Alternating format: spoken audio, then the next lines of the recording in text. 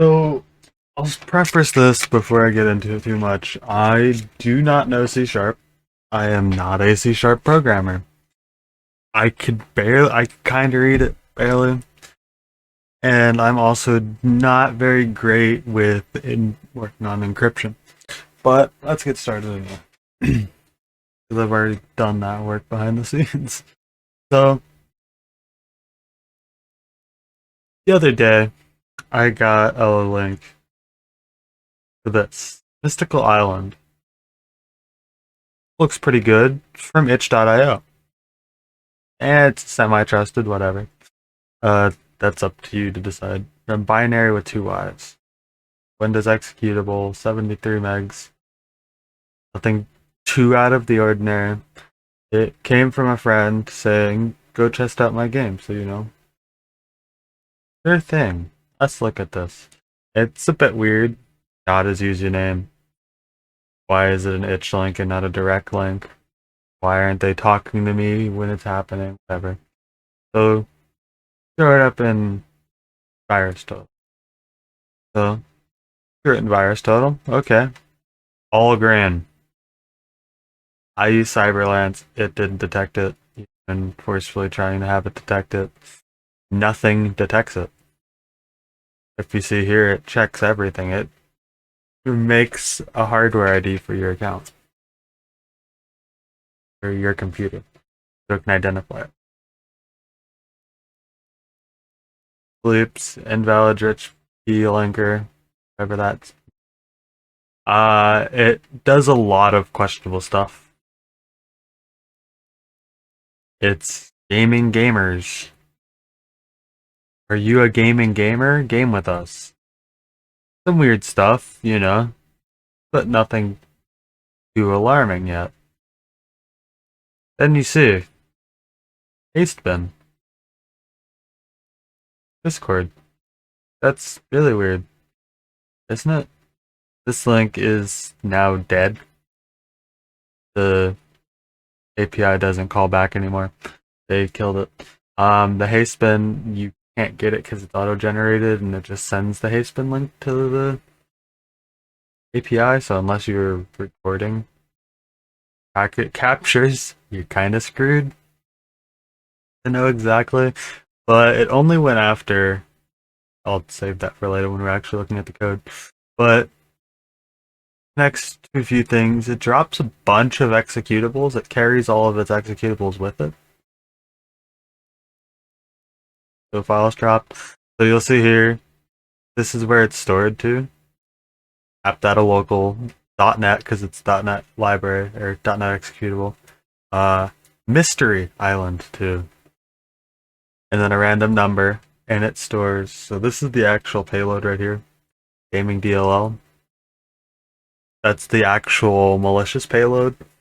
It is also like the biggest thing that stands out of all these files here. Besides, you know, like weird SOS readmes and things, it's like but it's all a bunch of actual libraries that Windows would have because it doesn't want to make calls to the Windows libraries. It would rather make calls to its libraries to help evade some detection. Does a couple registry checks, sets itself up. It calls gaming service, if I remember right.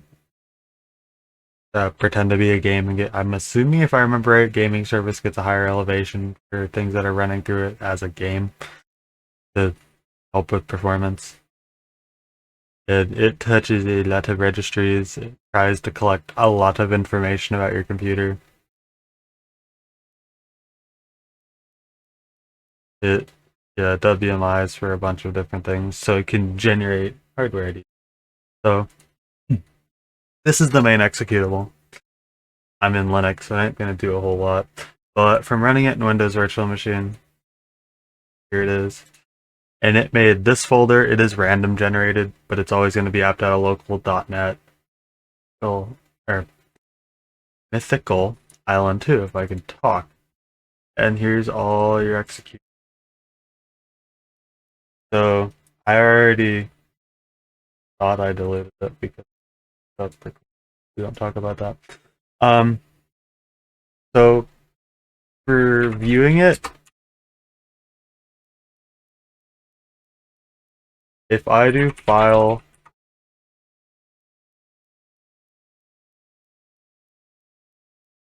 oh, it helps to go into the right directory.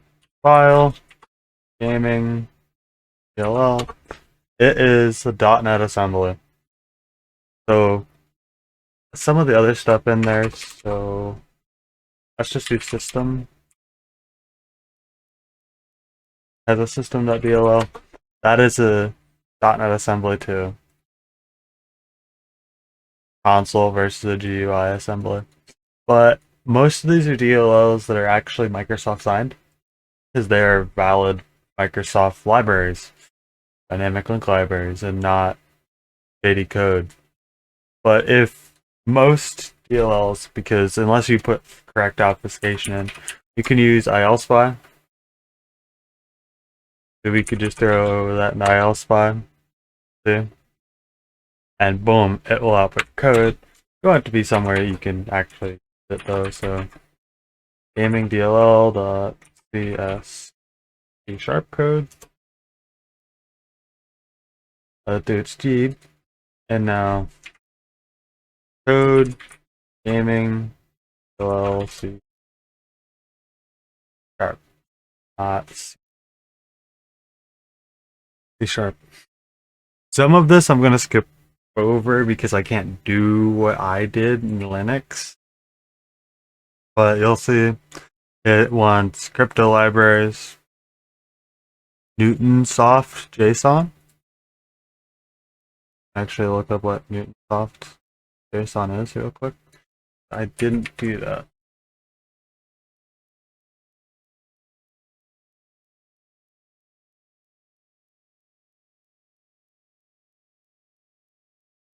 The high performance JSON framework. Reasonable. Okay. But it does SQLite. It does HTTP traffic.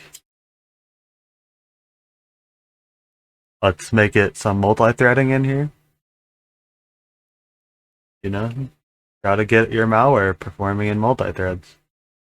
So code analysis is not a whole lot worthwhile. Compiler services, pretty standard stuff.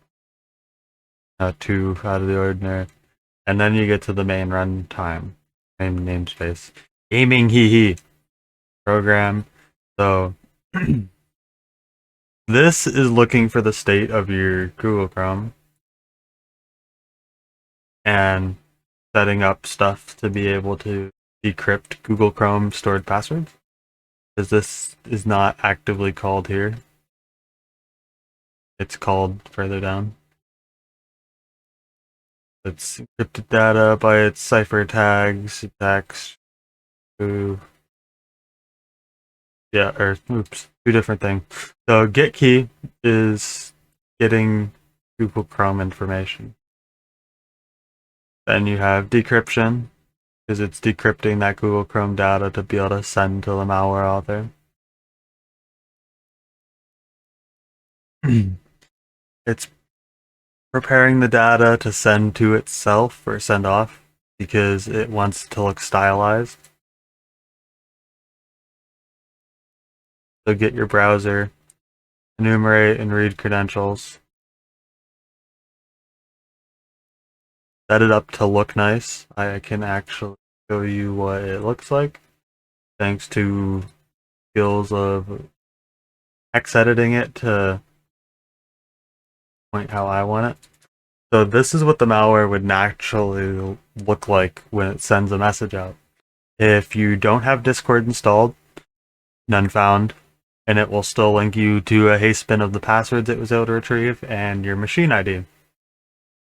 Same for if it, or not same, if it found a Discord, it will give them your token. Your currently logged in session token, so they have full control over your account the same that you do. And then your passwords too. Your passwords, a haste bin that randomly generates and is sent out. it will grab what website from Google Chrome, your username, and your password fields.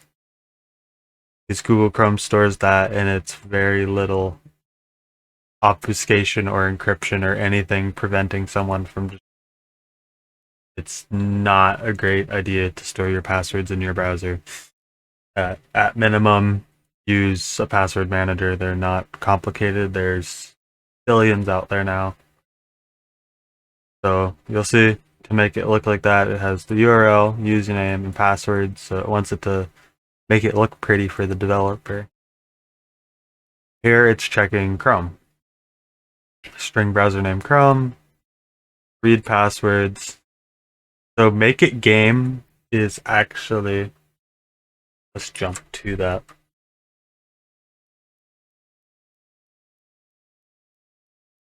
That's it. So here's make it game. It is AES. There's your AES password. It's technically flawed. Don't work with cryptographic stuff very often at all. Is salted using someone's name, and it is also password protected. That's not 16 bits. The minimum for 128 AES is 16 character password.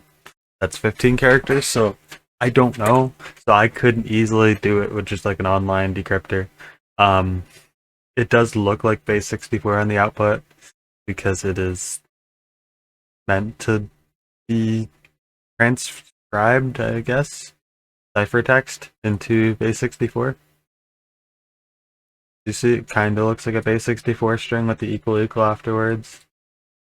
Learned a lot about AES while searching reverse engineering malware. But this is a byte array that converts to someone's name, named Ivan, who works for Google. So I'm pretty sure that's a planted name. I am not showing it right now. But if we go back to where we were, how I did it to make all of this work, because I have it, I literally just copied his make it game, because make it game is the decryption. He has another one down here. He has another one for encryption, but he has this one for decryption. So I just copied his code, put it in my own .NET project, and imported his crypto library, and was able to decrypt all of his gibberish strings. So I will open that quick, just to show it, because I can't really do the same method through Linux. So yeah, I use ILSpy GUI, but you'll see it's the same breakdown. But mine's just already pre-decrypted, and mouse wheel's not inputting.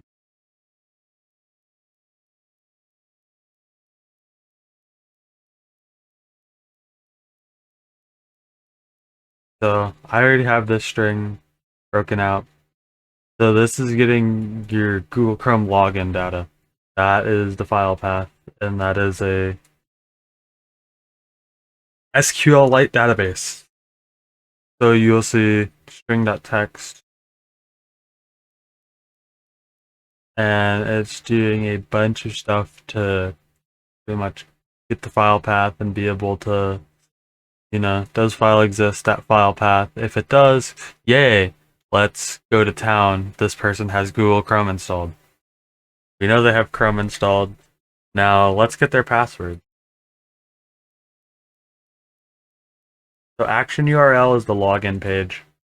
Username value is your username. And password value is that blob text obfuscated password that Chrome stores from your login data.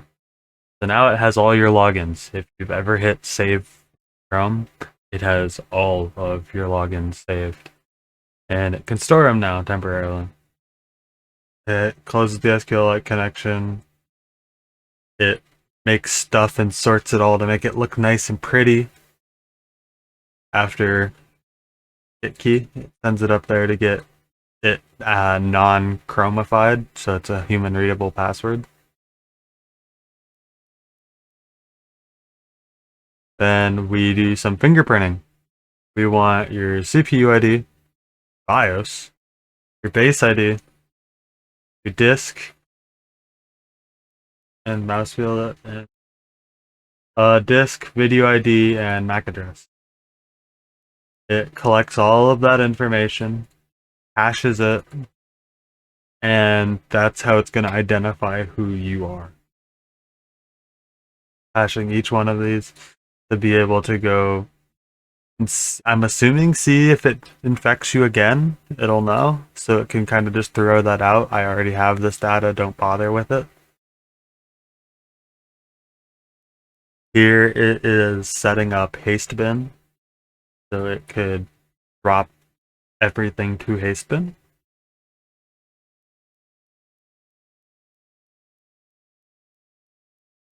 So open up Hastebin, deserialize it, read as string async, so do a bunch of stuff so it could connect to Hastebin.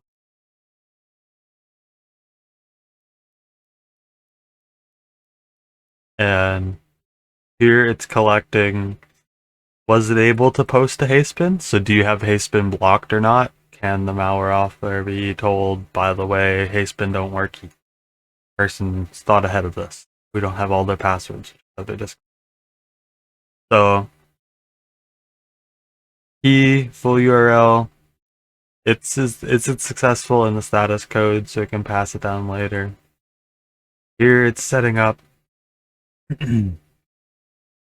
It wants, this is just a bunch of random variables. I don't know why they have it defined in the way they do. I'm guessing to make it harder for you to connect the dots, is my assumption. So this is, if we go back here,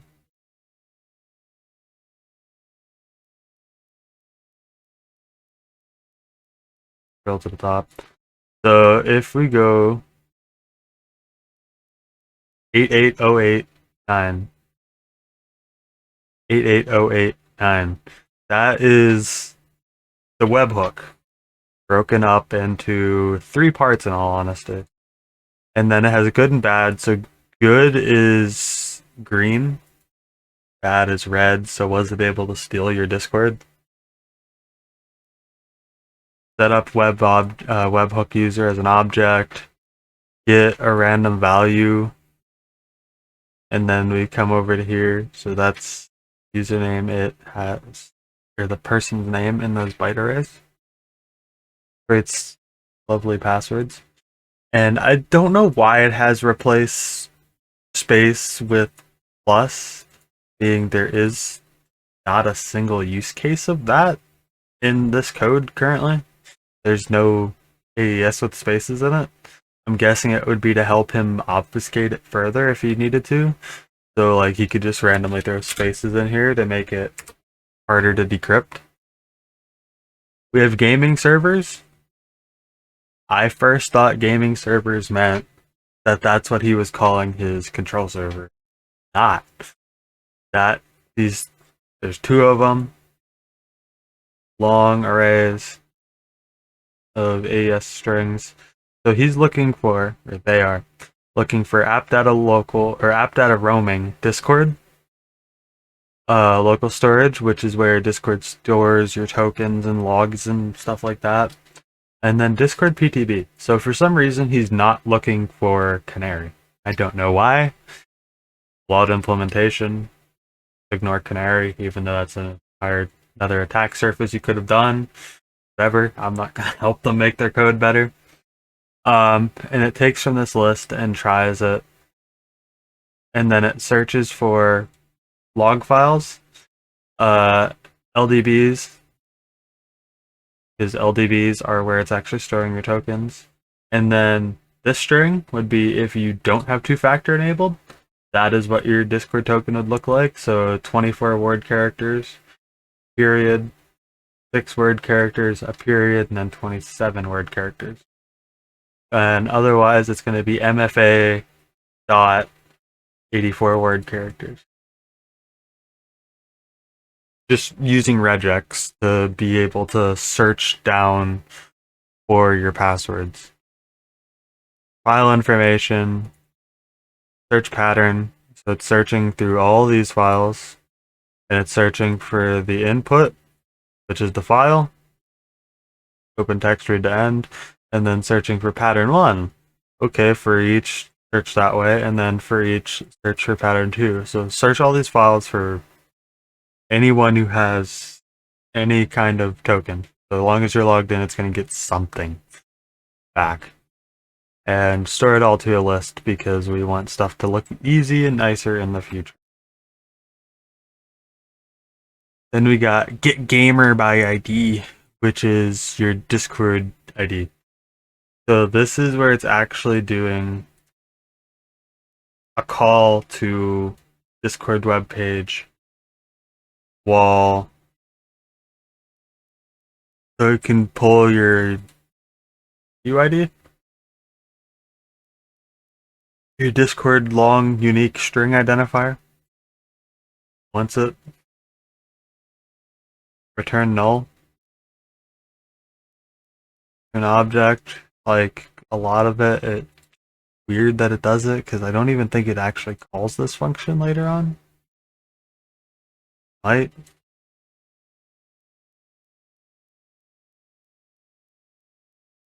Oh, it does.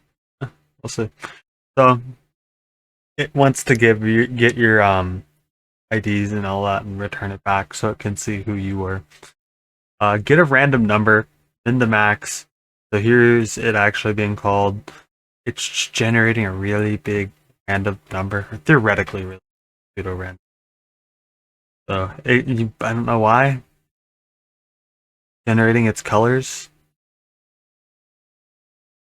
Whatever.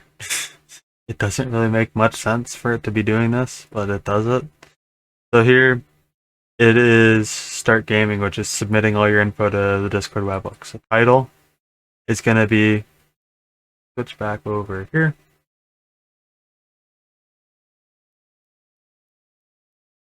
Title is going to be how much stuff it found.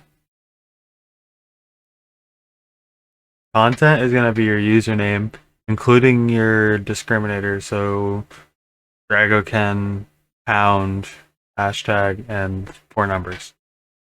And then it's also going to go and get your entire token.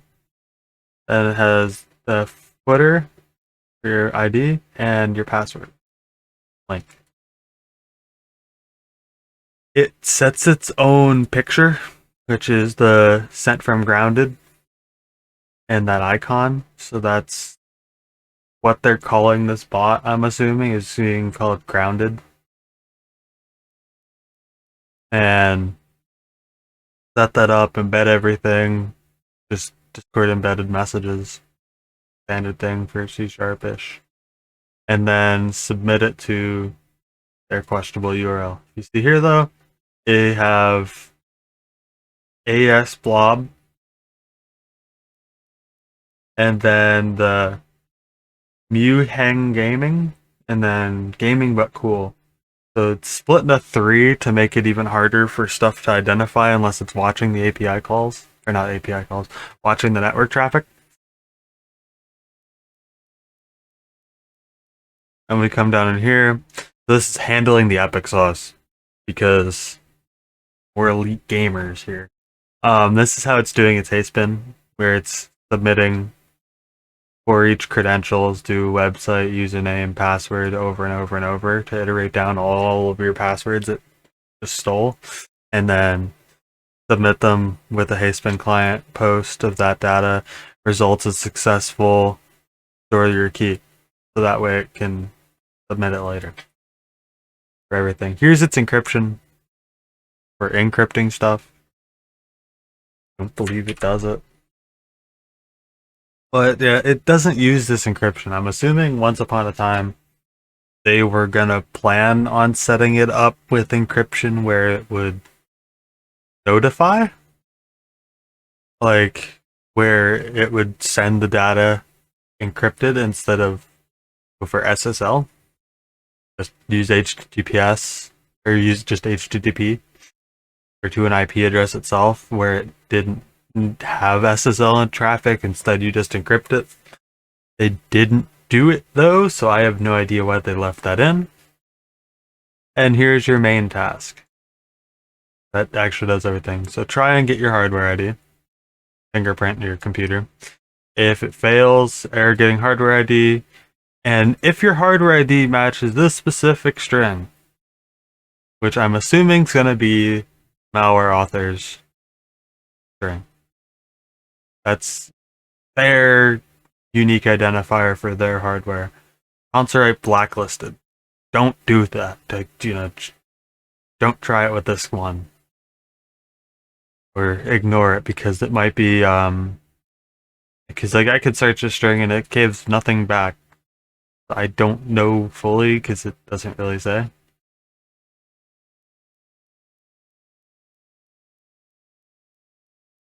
Webhook, so here's your grounded. And here's a really long image link, which is their profile image. That weird little screw thing. Check the gaming servers, go verify that, like check all of your stuff and return as a list to get all your Discord tokens. Valid gaming ID is a new array, users is a new array, gaming ID and list. To iterate down all of it to get your gaming ID. Because everything here is gaming. And here's handling your epic sauce for reading your passwords. So, yeah. Yeah, start gaming, unfound, This would be its webhook submission. So, none, or how many did you find? Then, username, descriptor. The gaming ID is your token. Your text right there, I guess, is just going to be that passwords link. And then machine. Called text. String text. Yeah. Read passwords. So that's the link to your passwords. And then good color, bad color. And that's going to be that red bar or green bar. So I'm assuming with how it's set up and how fast I watched this thing spread, that it was not a human looking at this webhooks channel. It was a bot monitoring this channel. So they just have a Discord server, probably on a burner account, so it doesn't link back to them at all. And then they point a bot that is added to the channel that watches that webhooks channel. So whenever you get hacked, it submits this data. That other bot goes, hey, got new data. Download it real quick. And release the bot on more clients. And spread it around and around. The bot was smart enough, if it saw, like not this code, but the bot that actually would take over the accounts, it would do the same thing of posting, hey, do you want to try my game? It would go out, and if it had administrative privileges, so if it had the ability to delete other people's messages, if you @tagged it, it would delete your message. If it could, it would also kick you from your own servers or servers you're in and group chats you're in. If it didn't have administrative and you tagged it, it would leave. So it was smart enough to try and hide itself. It would either just up and leave by itself, or it would delete messages so you couldn't warn other people, or it would at least try to. So whoever authored this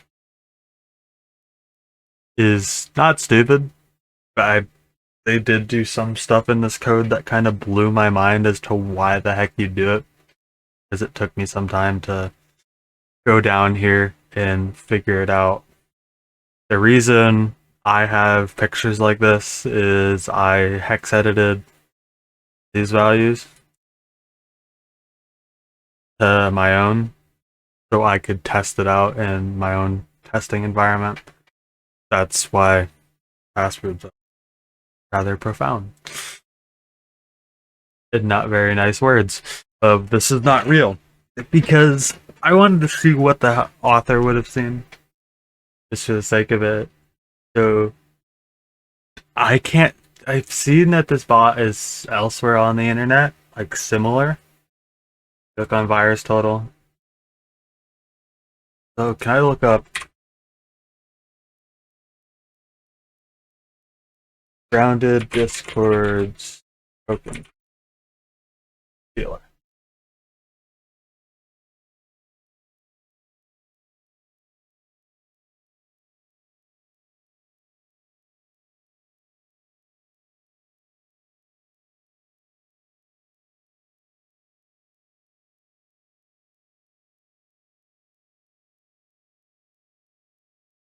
So yeah, this one's using webhooks too. They all seem to be using webhooks now.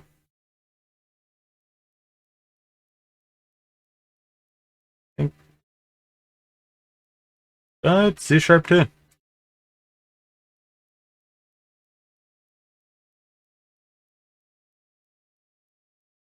It's not the same bot though. By far. Also grabbing your IP address from an easily blocked website. Okay, press that. And this one is so if you go in here, we can see there's other detected. This one was obviously a lot easier to be flagged because I don't believe that. Yeah, the attack method was big time difference.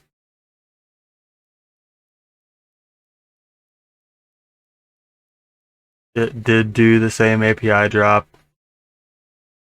None of the individual files being flagged.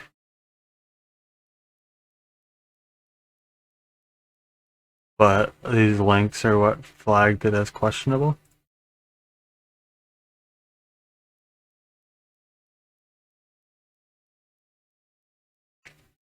Weird.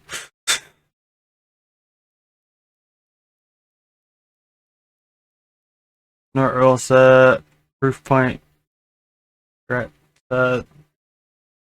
It's just flagging it for the links. I would like to get the code of this one to be able to see, is it identical? Is it a full rework? Like, is it the same person who's doing this? But this one's not called Gaming Gamers. So I'm assuming it's a different person, just a similar attack vector. Because I guess this is a game that's coming out. Oh, that's 2 days ago. So yeah, I'm assuming it's a big attack vector that might also just been their test. Like the actual malware author's test, and they uploaded it and it got flagged. So they moved on to this version. In this version, they could have done like 100 different variants trying to see, and just uploaded it here until they found one that actually got flagged.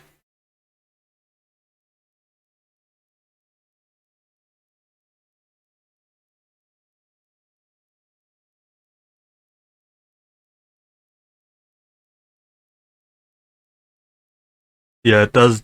It will check for a debugger. It's not too stupid. It knows if it's in a debugger or not. It doesn't know if it's in an emulator. With how much access it has, kind of threw me off. Like, it has everything it would need. It knows what BIOS you're on.